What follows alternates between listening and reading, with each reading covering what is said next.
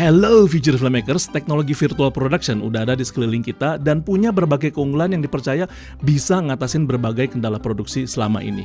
Terus, apakah syuting di lokasi-lokasi real itu tuh lebih boros dan kurang produktif? Yuk kita bedah, let's roll!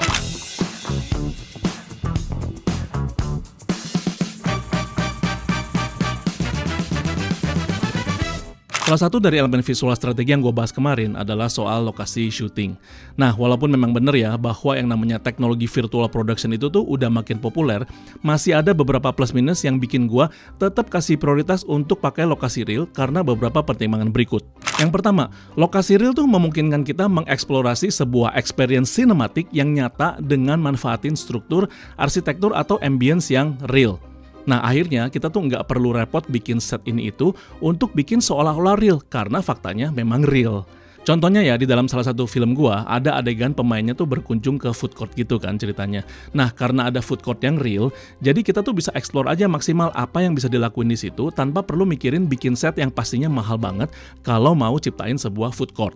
Yang kedua, kalau kita bisa pindah-pindah ke beberapa lokasi, itu tuh menjadi sebuah materi untuk promosi sosmed kita dengan manfaatin lokasinya. Bahkan kadang-kadang kita tuh bisa nemuin hal-hal yang nggak terduga yang membuat kreativitas visual film kita tuh meningkat drastis. Sedangkan kalau kita syuting di studio, materi konten kita tuh nggak jauh-jauh dari kegiatan produksi di studio. Lama-lama boring juga sih pastinya ya. Yang ketiga, sekalian rekreasi buat kru dan talent. Percaya nggak percaya, kru dan talent tuh jauh lebih happy kalau kita bilang project film kita tuh syuting di berbagai lokasi sehingga mereka ngerasa kayak sambil rekreasi juga kan. Kalau ada syuting yang pindah-pindah lokasi, gue tuh pasti akan selalu mengupayakan alokasi waktu buat mereka bisa break sejenak dari tekanan produksi yang biasanya tuh ketat banget deadline-nya. Yang keempat, lokasi real itu tuh membuat kita tuh bisa menciptakan visual dengan background bertekstur, bukan sebuah bidang rata atau bidang yang sifatnya artificial. Sebetulnya, bagian ini tuh bukan soal kelihatan real atau nggak real ya. Sesuatu yang real itu tuh bisa membuat semua orang mengalami experience dan emosi yang memang real. Terlepas dari kualitas acting, gue tuh tetap yakin tekstur yang real tetap lebih hidup dibandingin tekstur digital. Nah, ada sebuah cerita nih yang gue mau share sama teman-teman future filmmaker semua. Jadi ceritanya di dalam salah satu series yang gue bikin, gue rancang kita tuh akan perlu lokasi-lokasi kayak cafe, food court, dan public area. Untuk kafe, akhirnya gue tuh berkolaborasi dengan sebuah lokasi wisata di Bandung yang di dalamnya ada area permainan semi outbound. Akhirnya adegan yang tadinya cuma ngobrol biasa di kafe itu tuh jadi sebuah adegan yang dinamis banget dengan ngelibatin fasilitas outbound yang ada di sana. Nah, terus kemudian ada keperluan food court dan public area kan. Itu juga menjadi sebuah pertimbangan. Nah, sebetulnya waktu itu semua kondisi produksi tuh udah aman secara anggaran. Aman dalam artian secara bisnis udah produktif, semua kru dan cast juga udah terbayar dengan baik. Tapi gue tuh agak penasaran dan bertanya, what if? Nah, terus gue kemudian eksperimen ulang dengan budget yang ada dan ternyata masih bisa mengcover kru dan pemain untuk syuting di Singapura dengan tiket promo dan hotel murah selama 5 hari. 1 hari kedatangan, 3 hari kerja, dan 1 hari free dan bisa pulang. Waktu itu kebetulan memang lagi low season, jadi tiket pesawat tuh bener-bener murah. Penginapan juga kita pakai backpacker hostel yang per kamar tuh bisa isi 4 orang. Nah, terus dengan syuting di Singapura, secara looks itu akan bikin film itu upgrade berkali-kali lipat kan?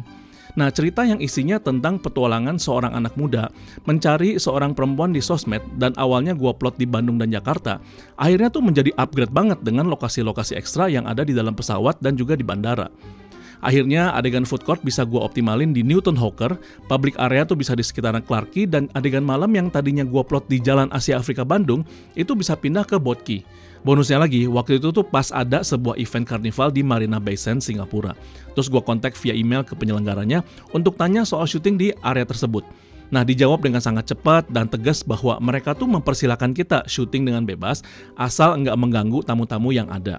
Nah, berbagai lokasi syuting tuh yang penuh dengan orang-orang real seliweran, food court yang rame, acara karnival dan sebagainya, itulah yang disebut oleh orang-orang film sebagai production value. Dimana tanpa kita mengeluarkan budget khusus, kita tuh bisa dapat nilai-nilai produksi yang memang tinggi banget. Kebayangkan kalau kita harus bikin itu semua atau blocking semua lokasi. Nah, salah satu trik untuk mengamankan soal talent release, yaitu di mana orang-orang real yang ada sebaiknya tuh nggak terlihat jelas karena mungkin melanggar privacy, adalah mencari spot yang aman dan pakai lensa-lensa bukaan lebar sehingga kita bisa betul-betul mengisolasi talent kita. Nah, secara total memang pengeluaran syuting di Singapura tuh sedikit lebih besar dibandingin syuting di Jakarta.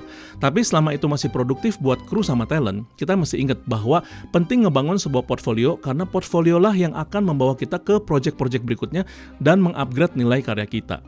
Gue tuh selalu punya target kayak gini, Future Filmmakers. Misalnya kita punya atau dapat anggaran 10. Nggak apa-apa kita upayakan supaya kita tuh bisa kerja di anggaran 8, tapi hasilnya kelihatan 20. Jadi ketika kita negosiasi berikutnya, kita tuh punya kesempatan meningkatkan revenue dari produksi kita. Revenue ini kita akan jadikan sumber daya untuk perkembangan bisnis dan karya kita juga. Prinsipnya, jangan cuman puas terhadap strategi pertama, coba olah lagi strategi kedua, ketiga, dan seterusnya. So Future Filmmakers, keep learning, keep shooting, and action!